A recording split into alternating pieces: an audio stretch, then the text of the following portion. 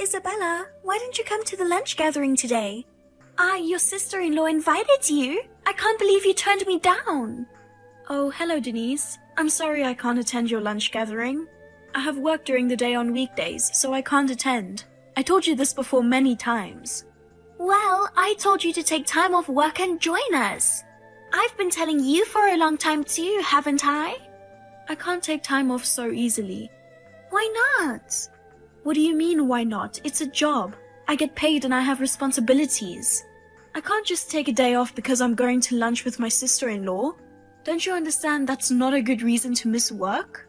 The job you're doing is probably some trivial work, right? Aren't you working at the bread factory? I'm sure it wouldn't make much difference if you weren't there. My lunch gatherings are worth 100 times more than going to such a low-class job. Anyone with a bit of intelligence would understand that attending the lunch gathering is a much better choice. Really? After all, wives of the presidents of very famous companies, or the daughters of very prestigious families are joining my lunch gathering. A loser like you who works for a bread factory should feel grateful just to breathe the same air with us. It's a noble gathering, you know. I see. Gathering such wealthy individuals for a lunch? It's something only I, the wife of a Kingston Grand Hotel executive, can pull off. As your sister-in-law, I'm doing you a favor by inviting a loser like you. Refusing that? What kind of attitude is that? I don't have any particular attitude. Oh, I see. Poor people like you must be jealous. Am I right? I'm not jealous. It's out of pity. You don't need to invite me anymore. If it's a weekday lunch gathering, I'll never be able to go in the future. Declining every time, and enduring sarcastic remarks afterward is quite a hassle. Wow! Who do you think you are? Or maybe, is that what it is? Oh, how silly of me. I'm so used to my lavish life because of my rich husband. I can't fathom the circumstances of a low-class factory worker. So, forgive me, okay? What are you trying to say? Just say it. Well then, I'll say it. You are so poor that you can't even pay for a lunch at hotel. You can't make ends meet without both spouses working, right? I'm so sorry. I see. What's so funny about it? In this day and age, it's not that uncommon, is it? Hey, don't get me wrong. I'm not saying that it's a bad thing. In poor households, with the recent high cost of living, it's challenging to make ends meet without both spouses working, right? But for you, my brother's wife, not having money for lunch is truly pathetic. My father is the president and my mother has never done household chores. My brother and I were raised by housekeepers and butlers, taking piano and ballet lessons from an early age and groomed to be distinguished individuals. And yet, he married a poor loser like you. He was supposed to take over our father's company, but he turned him down and went to work as an employee at a completely different company. It's insane. No other way to put it. If it's just me, it's fine. But can you please not insult my husband as well? I'm just telling you the truth. He should have married someone matching our family status, like my marriage. I don't know why he married a poor woman like you. Constantly calling poor, isn't that going too far? You seem to be making fun of our bread factory, but it's thanks to the people working there that even you can enjoy delicious bread. What? I would never eat low-class bread from a factory. Got it? People like me only eat what top chefs prepare. Those mass-produced in factories claiming to be bread are laughable. It's just garbage made of flour. Excuse me? That's so rude. Calling a product someone worked hard on garbage? What's wrong with calling garbage garbage? You should spend the rest of your life making garbage in a low-class factory. This is too much.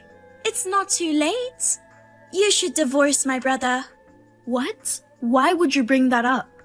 I'm saying that someone who can't even afford to join the lunch I kindly invited them to is not suitable to be my brother's wife. You're jumping to conclusions like that? What are you talking about? I mean, you keep insulting me, and I was so angry that I lost track of the conversation. But the main topic is the lunch gathering, right? Well, you don't have to invite me anymore. The same goes for me. I won't invite you either. I'm not inviting you ever. Well, I'm glad to know. Goodbye. Why didn't you come to the lunch gathering today? I told you to come. I can't come because of my work. I mean, I thought you weren't going to invite me anymore. I wasn't going to, but everyone wanted you to join, you know. What kind of trick did you use to get them to go along with you? I didn't trick anyone. I can't attend on weekdays no matter who invites me. Okay then, let's schedule next week's lunch on Saturday. Please make it this time, okay? Why are you so insistent on me attending this lunch gathering? To be honest, I don't want to go, especially if you are the organizer. Do you remember how you insulted me last week? I don't think I want to attend after being insulted like that. I'm sorry about that. I've reflected on it since then. Oh, don't worry about the money. As an apology, I'll cover the expenses this time. Everyone's looking forward to having you, Isabella. I hope I can introduce my wonderful sister-in-law who's doing great work. Fine, I'll join this time. Wonderful, thank you. Okay, so we'll meet at the lobby of the Kingston Grand Hotel at noon on Saturday, okay? Sure, I might be a bit late because of work in the morning, but I'll be there. I'm looking forward to it. Isabella, you're the best. Your face was priceless. It was such a masterpiece that I wanted to frame it and hang it up. Denise, what were you thinking? You suddenly poured hot coffee on me. I couldn't help but pour coffee on your head because I didn't like the way you were looking at me. I didn't expect it to be so hot. I'm sorry. Forgive me, okay? Thanks to that, half of my face got burned. Luckily, the hospital was close by. They said it would take about 2 weeks for it to heal. Is it going to heal? That's too bad. But your face was a real sight to see that time. Half of your face was red and swollen, and your face was ugly as an ogre. If my brother sees that ugly face, he might consider divorcing you, don't you think?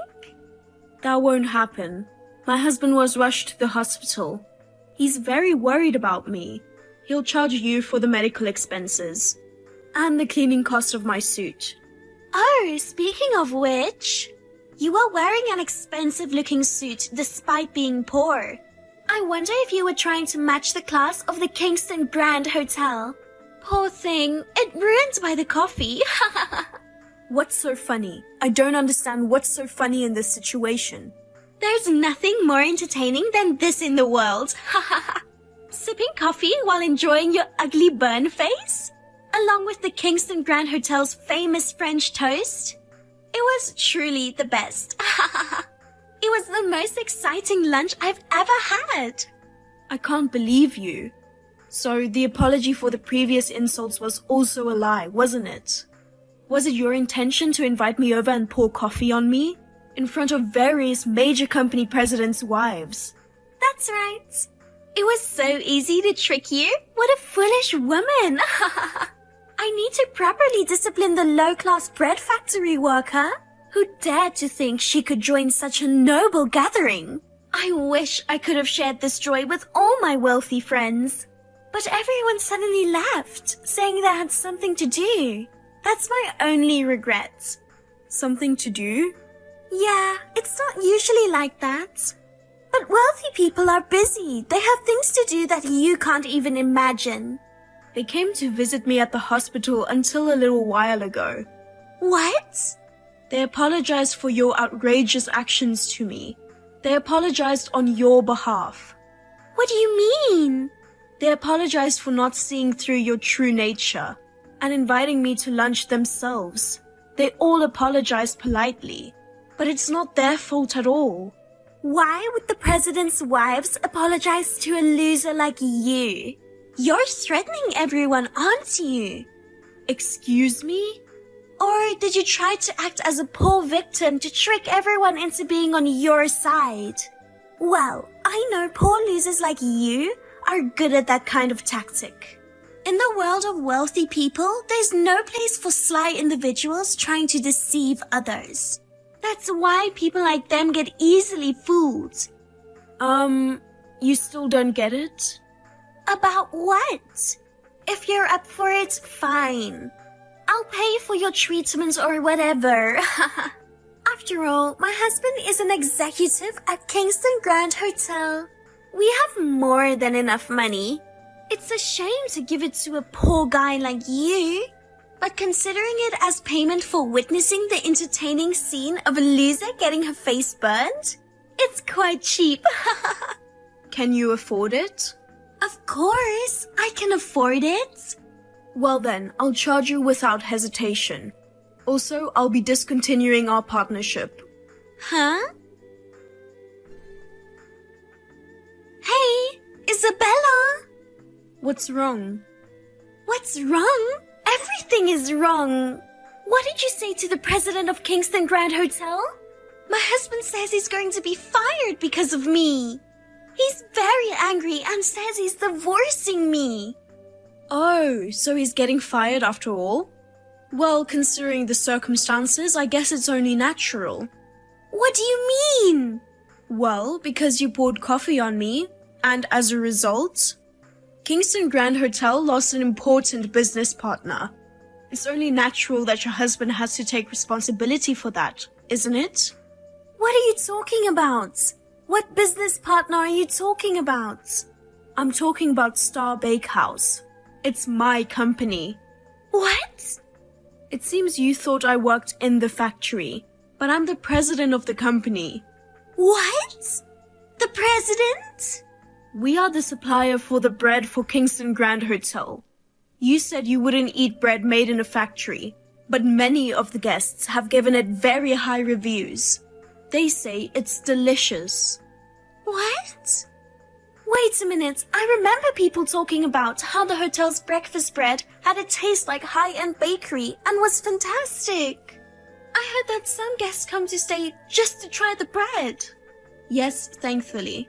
All the bread served at breakfast is made by us. French toast for lunch and dessert, and bread for dinner.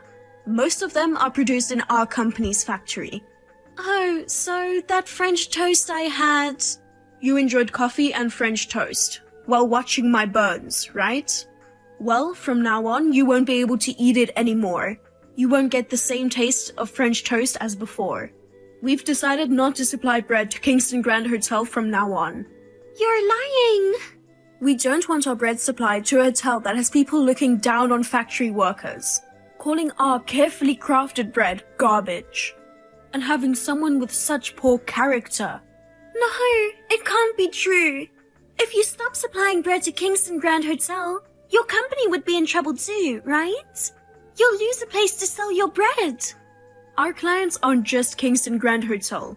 Even if we lose one, there are many others interested in working with us. In fact, excluding a hotel that looks down on factory workers, it will be able to maintain our brand.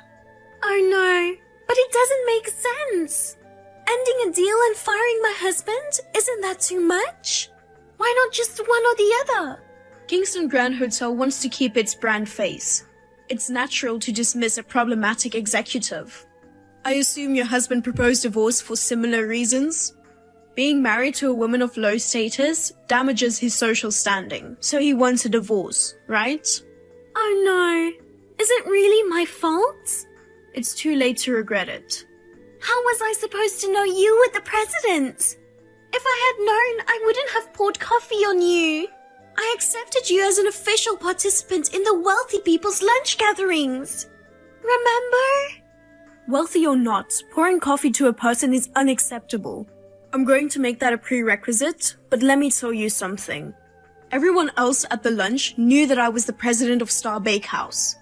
The reason why they wanted to invite me was also because they knew my status and wanted to get to know me better. Come to think of it, I thought everyone was strangely eager to invite you. I thought it was a little strange that the president's wives would be so eager to get close to a low-class factory worker.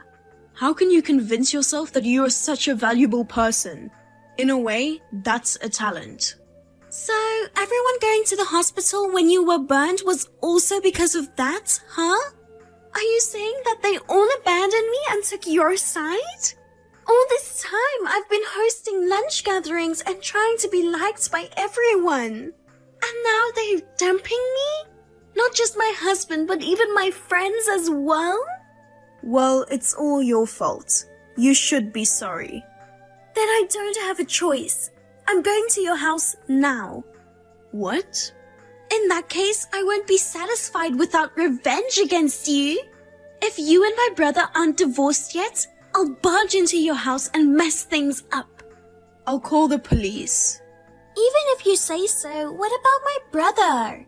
What? He's my brother. I'm sure he'll stand by me.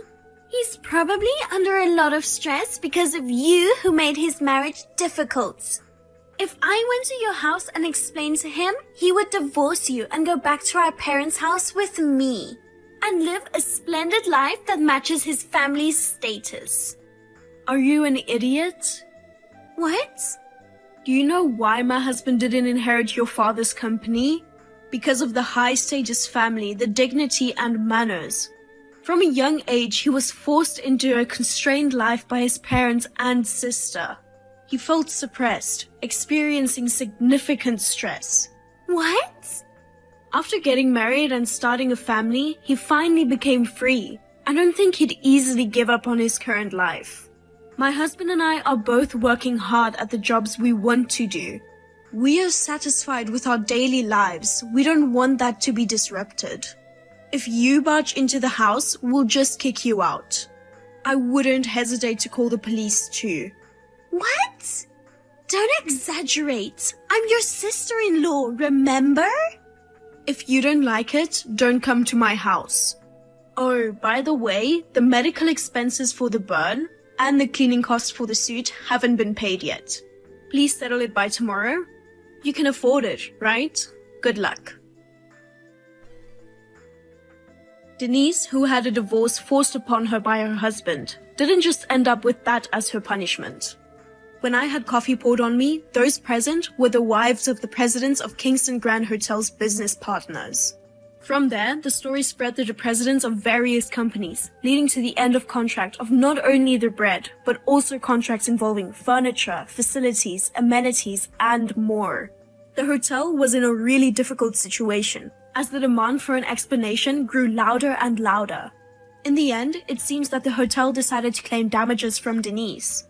Unable to rely on her ex-husband or her brother, Denise ran back to her parents' house. She humbled herself before her father borrowed money and paid the compensation. Now, she is said to be working tirelessly day and night to repay the enormous debts.